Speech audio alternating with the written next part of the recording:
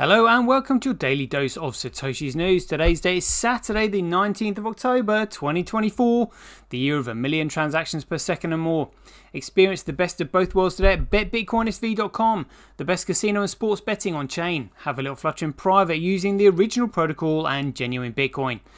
Right, let's see what we got in store for us today. Not that is a blank screen right there. Let's just bring this up. There we go, rock and roll. So we've got this one by Crypto Slate saying Craig Wright files lawsuit against Bitcoin Core devs seeking over 1 billion in damages.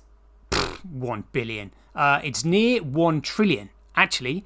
But hey, they want to call it seeking over 1 billion in damages. It's fine by them. We've also got this article by Forbes under their digital assets, so we'll go through that. Then there's this article here as well, also in a coin market cap saying Craig Wright to fight for Bitcoin SV rights in new lawsuit. Then we got this one by Aerospike saying machine learning at scale to fight credit card fraud. This is to do with using Barclays and everything else, so we'll just see what they're up to. Then we just got some posts to go over here from BitCrash and Truth Machine as well. Looks really juicy, really juicy.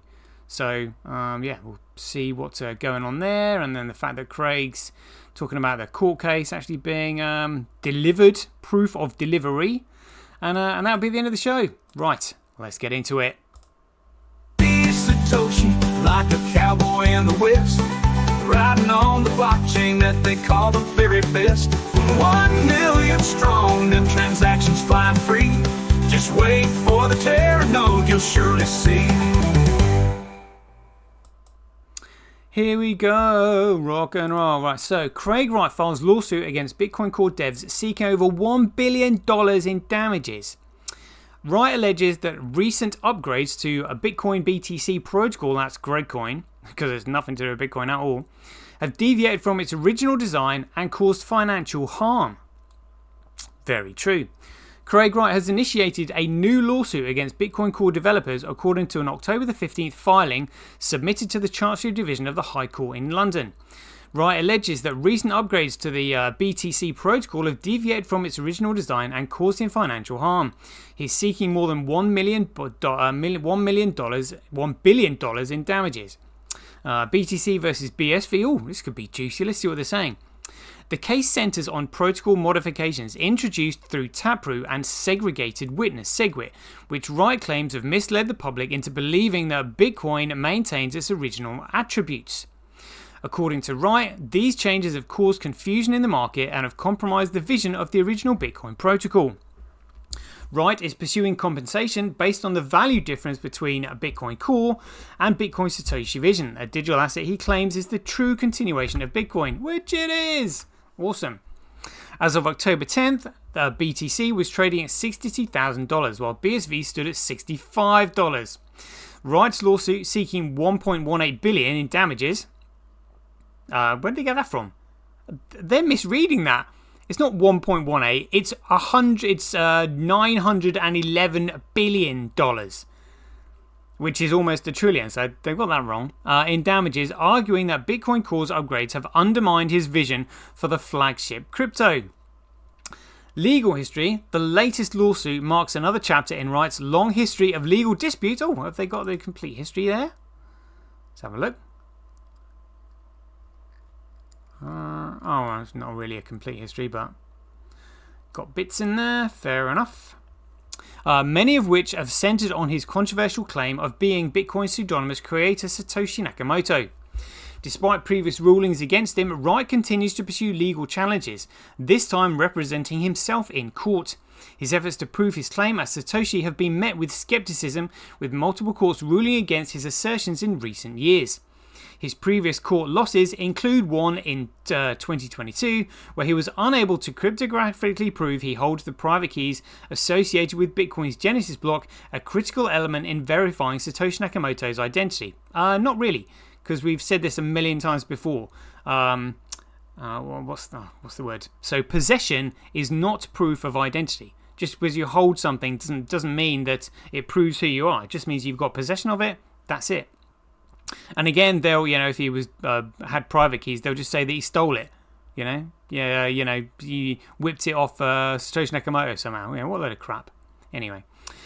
Another occurred in 2023 when a court ruled that he had no legitimate claim to the Bitcoin white paper, and the latest was earlier this year when a UK court ruled that he was not the Bitcoin creator and ordered him to stop pursuing further lawsuits related to his identity as Satoshi. What's this one? Well, in there was one of the cases where the UK High Court actually granted him copyright ownership of the white paper because nobody challenged the claim, and rightly so. Nobody stepped forward to challenge it, and in 2023 Judge Miller said that Craig expended substantial skill and judgment in creating the Bitcoin file format. So that's a bit misleading what they've written there. Oh, and that's the end of it. Oh, that's a shame. It was just getting juicy. I was looking forward to that. Right, so let's see what they've got in Forbes here. By no means is this a small article here. In Forbes, so Craig Wright, who is not Satoshi, just want to put that one in there, launches Bitcoin Core legal battle. All right, so Bitcoin journalist and financial analyst based in London. So this is Susie Violet Ward. All right. So Craig Wright, discredited in the UK High Court's ruling against his claim to be Satoshi Nakamoto, has launched another legal action. Well, actually, he was the defendant in the Cobra case. But he has launched others, I guess. Once again, he is targeting the Bitcoin Core developers. Wright claims that the Bitcoin Core developers has misrepresented BTC as the original Bitcoin, while he insists that Bitcoin SV, also known as BSV, is the true version of Bitcoin. In a decisive legal battle earlier this year, Justice Mellor of the Copa versus Wright trial clarified beyond doubt Craig Wright's claims. Okay. He ruled that the evidence against Wright was overwhelmingly conclusively stating that Wright is not the author of the Bitcoin white paper and is not Satoshi Nakamoto. This case was possibly the worst case of fraud the UK court has ever seen. Oh dear, what a load of crap that is.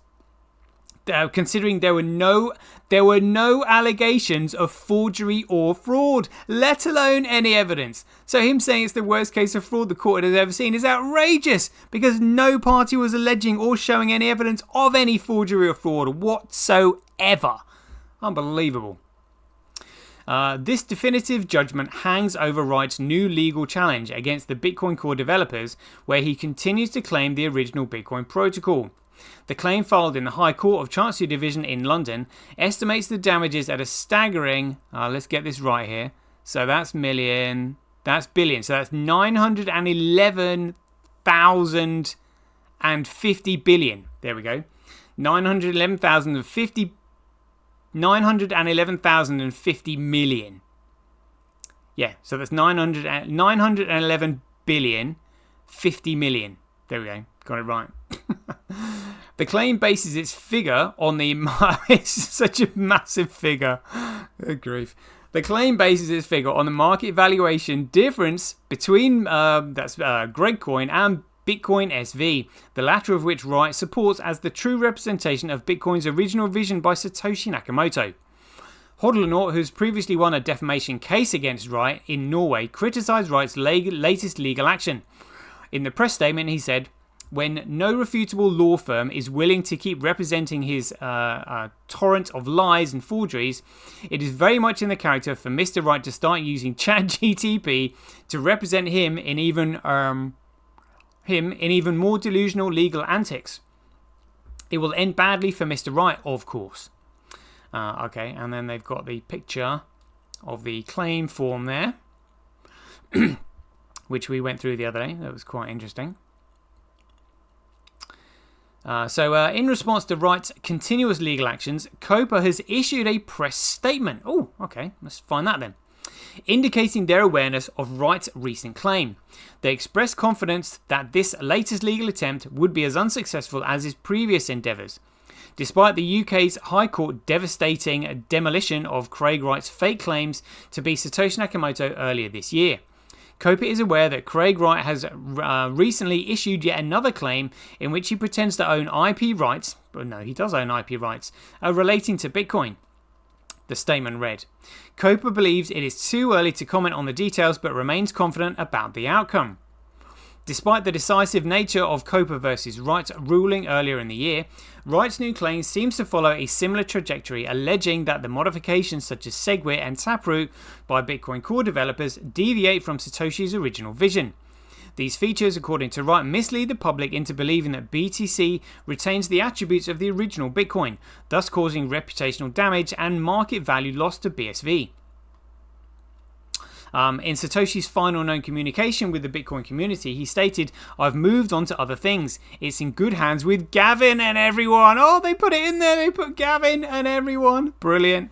This statement demonstrates his intention to step away from the project and entrust its future to trusted collaborators.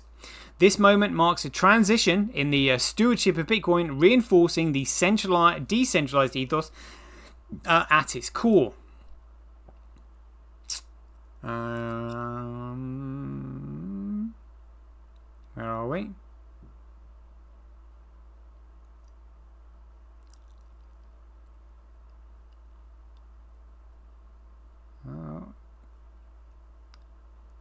There we go. By explicitly acknowledging that the project was in good hands, Satoshi effectively endorsed the collective governance model and has continued to shape Bitcoin's development long after his departure. The handover affirms the intended resilience of Bitcoin, designed to operate and evolve without its original creator, relying instead on the contributions of its global user base. Well, yeah, but doesn't mean it should be centrally controlled by Blockstream, who can remove all contractual credibility and economic value from it. It's ridiculous. All code changes in Bitcoin are accepted through a decentralized process. Bullshit. Requiring consensus from contributors and the community to ensure they align with Bitcoin's core principles. Well, Bitcoin's core principles are actually meant to be economic principles. So if you change them, you remove all economic value. So they're misleading here anyway. Adding another level of absurdity to Wright's claim that he holds ownership over Bitcoin's intellectual property.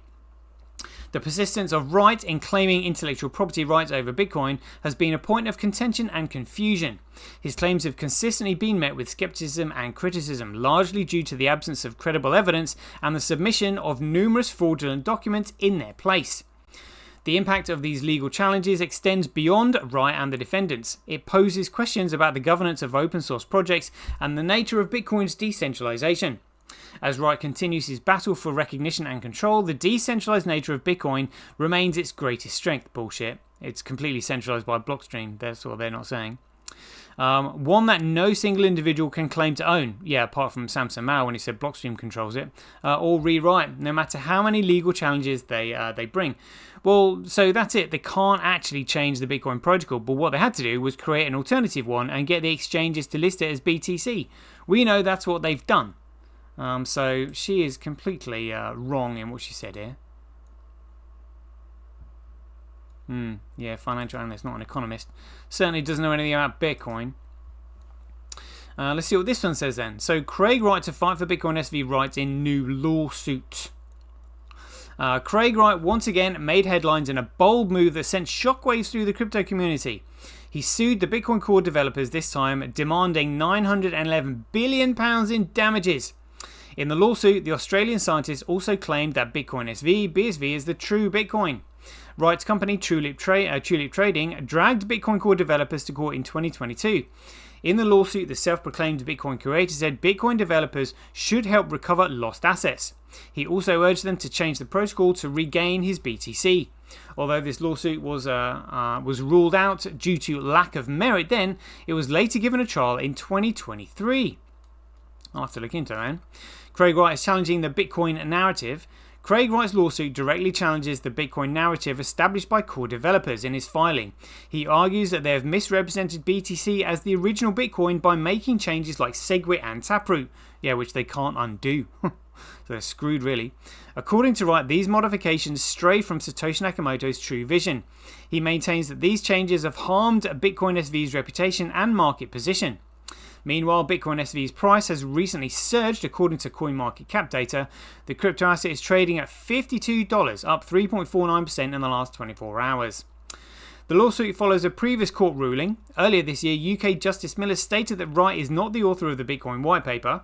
His Bitcoin copyright claims were denied, but he was granted them by the High Court.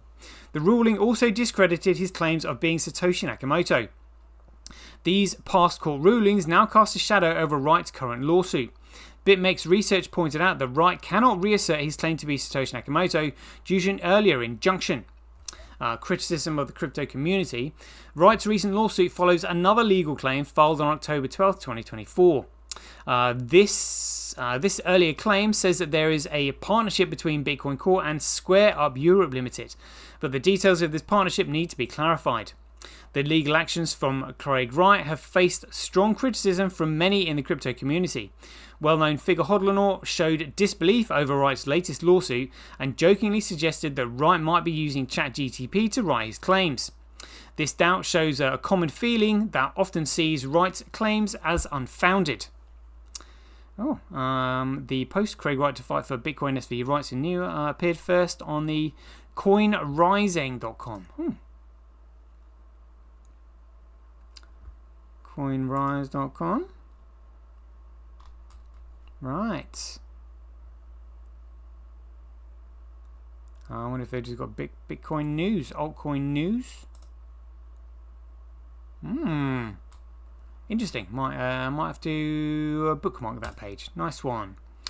All right, let's go on to this one then. It's by Aerospike. It says machine learning at scale to fight credit card fraud. About the company Barclays. Barclays, a British universal bank based in London, moves, lends, invests and protects money from businesses and clients worldwide. Older than the UK itself. What? Older than the UK itself? Barclays has a long history of offering innovative financial products, including personal and corporate banking, cards, insurance, mortgages, payments, e-commerce, wealth management and more. Challenge: fragmented platforms caused inaccurate decisions and missed fraud activity. With the ever-growing number of devices, channels and amounts of available data online, opportunities for fraud are also on the rise. Fraud techniques and tools are becoming more sophisticated and accessible with easy access to low-cost computing. The customer needs and behaviours have been more complex, with demands for real-time seamless transactions, declines in brand loyalty and increased comfort in sharing personal information over social media. Barclays experienced an 83% increase in data from 2015 to 2020 and was projected to generate 463 exabytes daily by 2023. With over 20 million customers making over 30 million payment transactions a day, Barclays business units found it difficult to accurately analyse user profile information to detect and prevent credit card fraud. Problems include inefficiencies and inconsistencies. With multiples of one product, business units couldn't share user profile data or fraud rules using a false positive or false negatives. Ballooning costs to manage and run multiple custom platforms were uncontrollable. Hardware resourcing, technical staffing, operations. Missed fraudulent activity, vertical and horizontal scale-out problems led to an inability to store or manage the user profile data required to capture fraudulent activity. Inability to meet SLAs, performance at peak loads and unpredictable latencies caused delays in detecting fraud, resulting in failures to meet payment cycle SLA. Limited opportunities to grow and scale. Barclays found it increasingly difficult to evolve complex bespoke engineering solutions to achieve goals and meet requirements. Solution: a single shared machine learning platform. The payment fraud team at Barclays implemented a machine learning fraud detection platform powered by Aerospike as a single platform across all business units. The platform accesses and analyzes user profile data for credit card fraud at sub-millisecond speeds. Characteristics of the solution include high throughput with low latencies, scalability to process millions of transactions daily and handle 6x data growth. Strong consistency and security. Barclays has eliminated false positives and negatives, loss of user profile data, and is able to keep up with security requirements as they evolve. Real-time data handling. Aerospike's hybrid memory architecture allows Barclays to stores indexes in RAM and data on disk.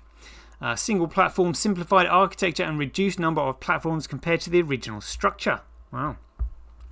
Results: Aerospike delivers performance and reliability while handling 6x data growth. With Aerospike, Barclays was able to fight financial fraud in real time with shared rules, user profile data, and information across all its business units. The machine learning platform is able to meet current and future projected performance requirements with a simplified architecture and unmatched reliability. Wow. 80% reduction in latency, 4x greater throughput, hundreds, I think that's milliseconds response time, and 6x data growth. Testimonials: with Aerospike, we were able to dramatically reduce stand-in processing, data consistencies issues, as well as false positives and false negatives for future transactions. All right. That's pretty good. Let's just hope the use of Bitcoin is in there somewhere. That'd be pretty good. Right, let's have a look at some of these articles here. BitCrasher said the passing off case is nothing new. It was in the pipeline for quite some time. There are multiple tweets on Dr. Wright's warning of passing off. It's all there. BTC Core and its affiliates ignored it. Yeah, too. I have a passing off case. Very good. I would look at the common law tort of passing off to understand that. He said it. We've just gone through that article and that one there. Let's have a look at this one. This looks juicy. This is by Truth Machine. He said, very interesting. The European Central Bank releases a report criticizing BTC, saying that it does not follow Satoshi's vision of a payment system. They also get some things wrong about assuming Satoshi's original vision does not involve a government-stroke law. Looks like there's a paper there from the SRN Institute. So this is the distributional consequences of Bitcoin. The European Central Bank. So this is written on the 12th of October 2024. Abstract. The original promise of Nakamoto, 2008, to provide the world with a better global means of payment has not materialized. Instead, the focus is increasingly shifted to Bitcoin as an investment asset promising high social capital gains. What's that? Promising high capital gains. Yeah.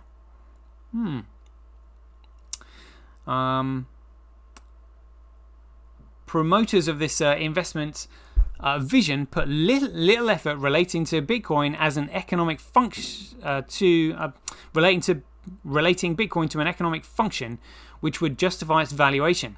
While most economists argue that the Bitcoin boom is a speculative bubble that will eventually burst, so they know, we analysed in this paper the impact of Bitcoin positive scenarios in which its price continues to rise in the foreseeable future. What sounds intuitively promising, or at least not harmful, is problematic, since Bitcoin does not increase in the productive potential of the economy.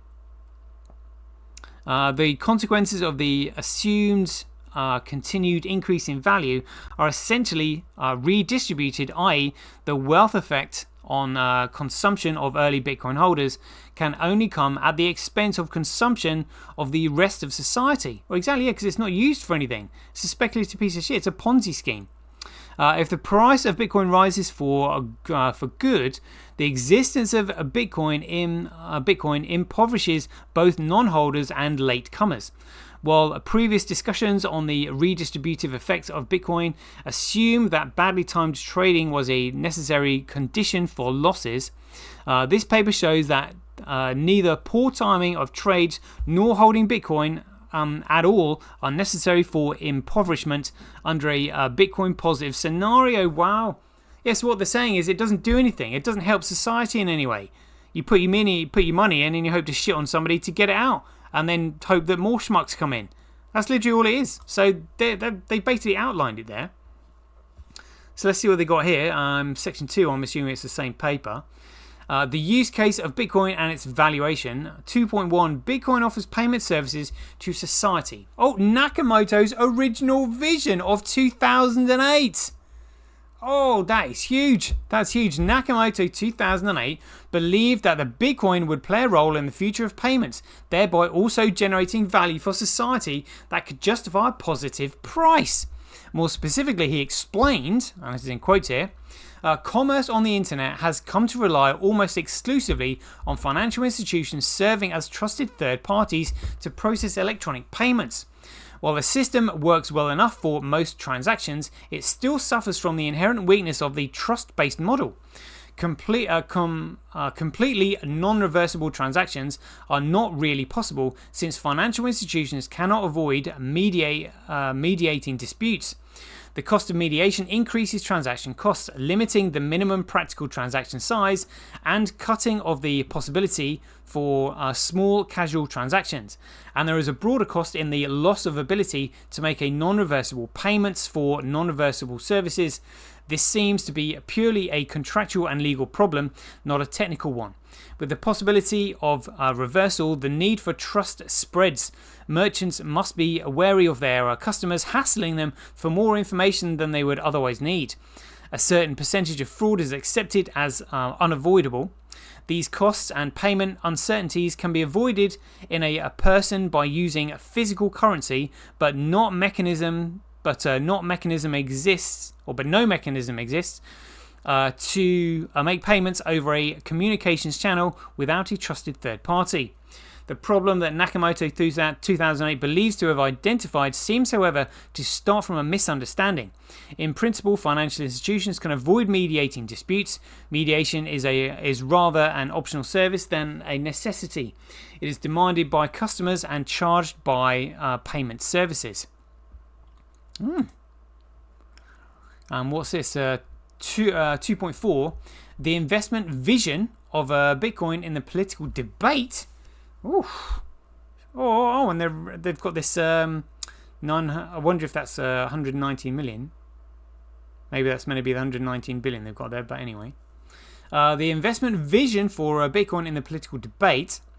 The development for the Bitcoin price does not take place in a vacuum, as there is no intrinsic anchor of value, and given the wider range of criticism that Bitcoin has faced, politics plays a major role for Bitcoin's destiny, as the legal framework, including proposal as investment product or possible restrictions or bans, affect price development and market sentiment. There is a very heterogeneous regulatory landscape, ranging from the ban of trading and mining in such jurisdiction, via the recognition in the US as an investment product, e.g. by licensing Bitcoin ETFs and futures, to the legal tender status of El Salvador. In contradiction to the initial vision of Bitcoin as being independent from legal and governance interference, legislation and legal recognition are crucial for the prospects of Bitcoin. Not really. They need to understand that it's a commodity, really. It is therefore hardly surprising that the crypto industry and major investors are trying to influence legislation and politics in general to sustain positive price momentum. In fact, this phenomenon is not new anymore. In the US, the number of UK lobbyists, who would have almost tripled from 115 in 2018 to 320 in 2021, The Economist 2021, and the 2024 US presidential election has brought cryptocurrency regulation to the forefront of political discourse, with the major parties and their potential candidates adopting distinct stances on Bitcoin and crypto. That's according to Bitfinex 2024.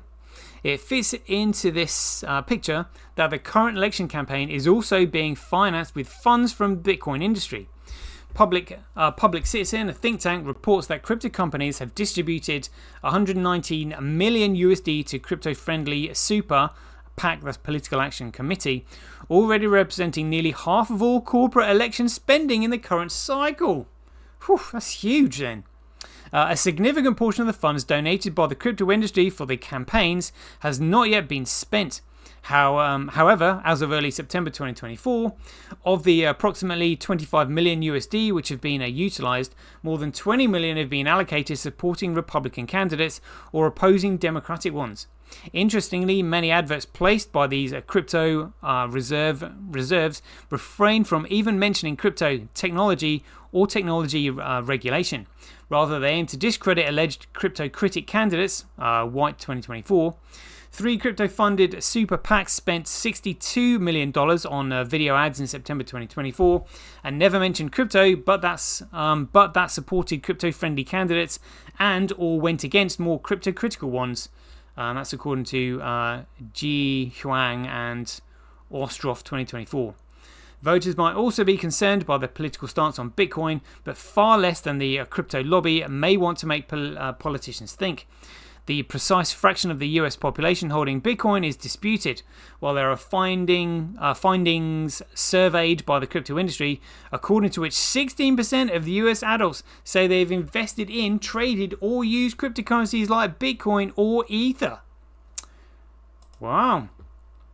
Interesting figures there. That's a really funny gif there from BitCrash, saying the BTC cabal being sick about this court case. That's funny.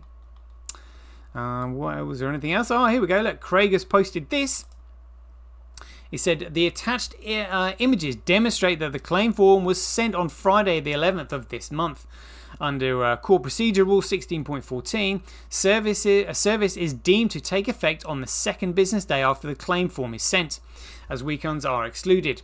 The 2 business day brings us to Tuesday the 15th, when service is considered complete. Oh, so that's already passed. In accordance with Hamlin versus Houston Co. 1903, 1 KB 81, which establishes that the service upon one partner is binding on the entire partnership, all partners in the BTC Core partnership are therefore deemed to have been served as of the 15th. This principle is further supported by Sun Life Assurance Company of Canada versus Jervis 1944, same year as the Bretton Woods Agreement, which upholds the standard procedure for service timelines. Pursuant to Court Procedure Rules 15.4, the defendants now have 14 days from the deemed date of service to file their defence. A service is deemed complete on Tuesday the 15th. They must file their defence by Tuesday the 29th. That's in 10 days. The clock is already ticking, and failure to respond within this time frame may result in a default judgment. A default judgment of 911,000 million. Oh, good grief. That'll be very interesting. Very interesting. Oh, it's 32 minutes gone already. It's been quite good fun, this one. Really thoroughly enjoyed that. Right, excellent stuff. We'll leave it there. Never a dull moment in this space. Right, if you enjoyed these updates, please ding your donations for your appreciation to either Satoshi@Sembi.com, Handcash.io, Simply.cash, Relasia.com, Rockwallet.me, or Senti.ch. We'll leave it there. Hope you enjoyed it. As ever, be aware, take care, stay safe out there, and we'll see you in the next one.